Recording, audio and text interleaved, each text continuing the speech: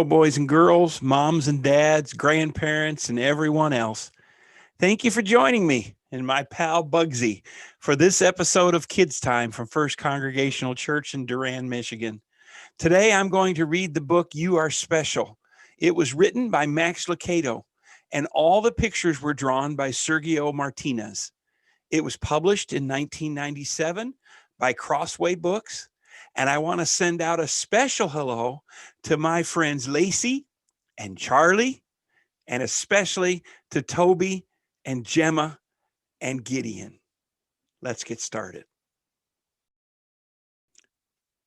The Wemmicks were small wooden people. All of the wooden people were carved by a woodworker named Eli. His workshop sat on a hill overlooking their village. Each Wemmick was different. Some had big noses, others had large eyes. Some were tall and others were short. Some wore hats, others wore coats. But all were made by the same carver, and all lived in the village. And all day, every day, the Wemmicks did the same thing. They gave each other stickers. Each Wemmick had a box of golden star stickers and a box of gray dot stickers. Up and down the streets all over the city, people spent their days sticking stars or dots on one another. The pretty ones, those with smooth wood and fine paint, always got stars. But if the wood was rough or the paint chipped, the Wemmicks gave dots. The talented ones got stars too. Some could lift big sticks high above their heads or jump over tall boxes. Still others knew big words or could sing pretty songs. Everyone gave them stars. Some Wemmicks had stars all over them. Every time they got a star, it made them feel so good. It made them want to do something else and get another star. Others, though, could do little. They got dots. Punchinello was one of these. He tried to jump high like the others, but he always fell down.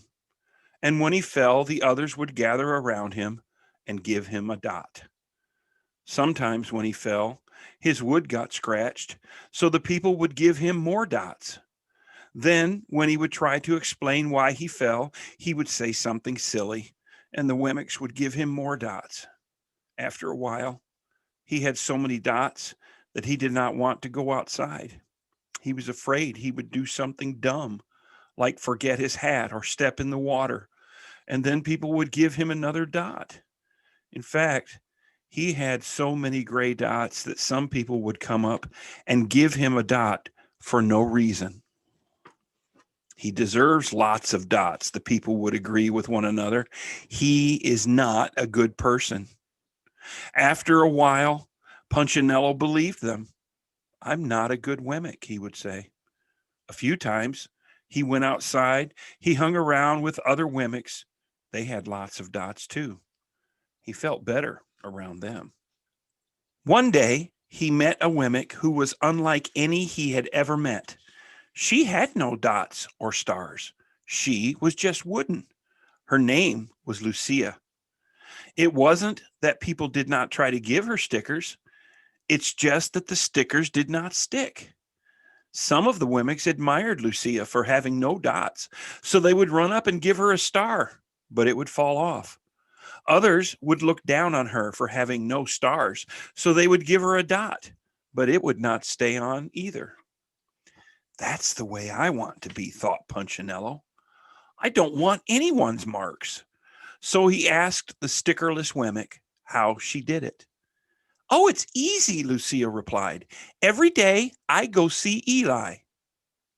Eli? Yes, Eli, the wood carver. I sit in his wood shop with him. But why? Why don't you find out for yourself? Go up the hill. He's there. And with that, the Wemmick who had no stickers turned and skipped away. But will he want to see me? Punchinello cried out. Lucia did not hear. So Punchinello went home. He sat near a window and watched the wooden people as they scurried around, giving each other stars and dots. It's not right, he muttered to himself, and he decided to go see Eli. He walked up the narrow path to the top of the hill and stepped into the big shop. His wooden eyes widened at the size of everything. The stool was as tall as he was, and he had to stretch on his tiptoes to see the top of the workbench. A hammer was as long as his arm. Punchinello swallowed hard.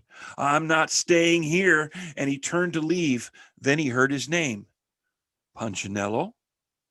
The voice was deep and strong, and Punchinello stopped. Punchinello, how good to see you. Come, let me have a look at you. Punchinello turned slowly and looked at the large, bearded craftsman. You know my name? The little Wemmick asked. Why, of course I do. I made you. Eli stooped down and picked him up and sat him on the bench. The maker spoke thoughtfully as he looked at all Punchinello's gray dots. Looks like you've been given some bad marks. I didn't mean to, Eli. I really tried hard. Oh, you don't have to defend yourself to me, child. I do not care what the other Wemmicks think. You don't? No, and you shouldn't either. Who are they to give stars or dots? They're Wemmicks, just like you. What they think does not matter, Punchinello. All that matters is what I think. And I think you are very special. Punchinello laughed. Me? Special? Why? I can't walk fast. I can't jump. My paint is peeling. Why do I matter to you? There was a pause as Eli looked at Punchinello, put his hands on those small wooden shoulders, and spoke very slowly. Because you are mine. That's why you matter to me. Punchinello had never had anyone look at him like this, much less his maker. He didn't know what to say. Every day I've been hoping you'd come, Eli explained. Well, I came because I met someone who had no marks, said Punchinello. I know. She told me about you. Eli, why don't the stickers stay on her? The maker spoke softly. Because she has decided that what I think is more important than what they think. The stickers only stick if you let them. What? The stickers only stick if they matter to you. The more you trust my love, the less you care about their stickers. I'm not sure I understand. Eli smiled. You will, but it will take some time. You have got a lot of marks. For now, just come to see me every day and let me remind you how much I care. Eli lifted Punchinello off the bench and sat him on the ground. Remember, Eli said as the Wemmick walked out the door, you are special because I made you, and I don't make mistakes. Punchinello didn't stop, but in his heart he thought, I think he really means it. And when he did, a dot fell to the ground. Well, thanks everyone for joining us for a few minutes. I hope you enjoyed the story. This is Pastor Steve and Bugsy wishing you a wonderful day. God bless all of you. I love you, and I'll see you next time.